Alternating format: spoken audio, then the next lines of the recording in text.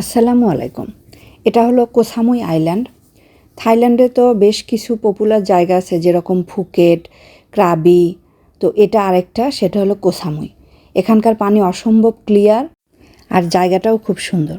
আমার এই যে ভাসমানকের যে ব্রিজটা, এটা খুব ভাল লাগে।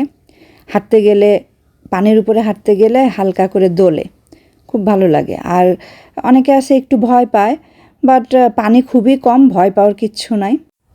আমার ছেলে কয়েকদিন আগে এই কোহ সামুইতে ফ্রেন্ডদের সাথে বেড়াতে গেছে। তো ওই আমার ছেলেরই ভিডিও, এটা বিভিন্ন জায়গায় গেছে ওদের ভিডিও। তো আমি বললাম যে কয়েকটা ভিডিও দাও, আমি একটু শেয়ার করব।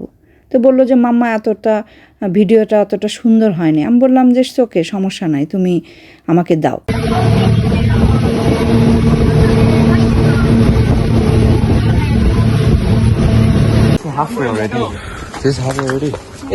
তো ওর মোবাইল থেকেই আমার এটা নেওয়া। ওরা সব ফ্রেন্ডরা গেছে বেড়াতে ওখানে। এই যে এখানে থাইল্যান্ডে তো আসলে ঘোরাঘুরি, বেড়ানোর জায়গার কমতি নাই। যেখানেই যাবেন খালি সুন্দর সুন্দর জায়গা ঘোরার মতো। তো ওরা এখন যাচ্ছে হচ্ছে আংথং মেরিন পার্কে। এটা ওই কোহ সামুইয়ের ভিতর থেকেই বিভিন্ন প্যাকেজ নিতে হয়। তো ওরা এই ইমারল্ড লেকটা দেখার জন্য ওখানে যাচ্ছে আংথং মেরিন পার্কে। তো এটার জন্য একটু সিঁড়ি দিয়ে, খাড়া সিঁড়ি বেয়ে উপরে উঠতে হয়, 100 মিটারের মতো।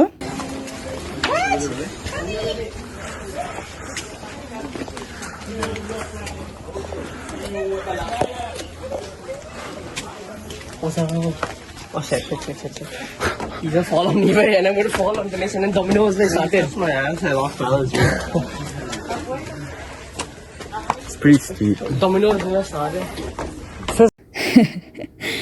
সিঁড়ি দিয়ে উঠতে উঠতে হাঁপায়ে গেছে। অনেক খাড়া সিঁড়ি, বোঝাই যাচ্ছে। কয়েকটা ধাপ আছে, কেউ একদম উপরে উঠে লেকটা দেখবে, কেউ হয়তো সেকেন্ড ধাপে উঠেই লেকটা দেখবে।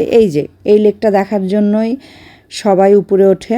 সুন্দর, চতুর্দিকে পাহাড়, মাঝখানে একটা সবুজ কালারের, গ্রিন কালারের লেক। গ্রিন কারণ চতুর্দিকে পাহাড়, তো তাই। তবে এই কোহ সামুইতে অনেকগুলো আরও বেড়ানোর জায়গা আছে। ক্রিস্টাল আইল্যান্ড নামে আরেকটা দ্বীপ আছে, ওইটা জায়গাটা খুবই সুন্দর।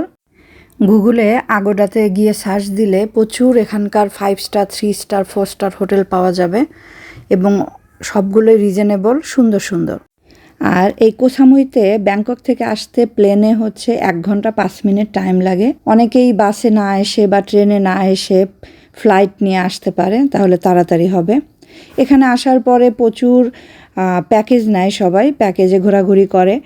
এই যে ওরা সবাই স্নগলিংয়ে গেছে, পানির নিচে মাছ, তারপরে পানির নিচে সব কিছু দেখার জন্য ওরা স্নগলিং করে। অনেকে আছে স্কুবা ডাইভিং করে, তবে স্কুবা ডাইভিং করার জন্য তো অবশ্যই প্র্যাকটিস দরকার, ওদেরকে দিবে না।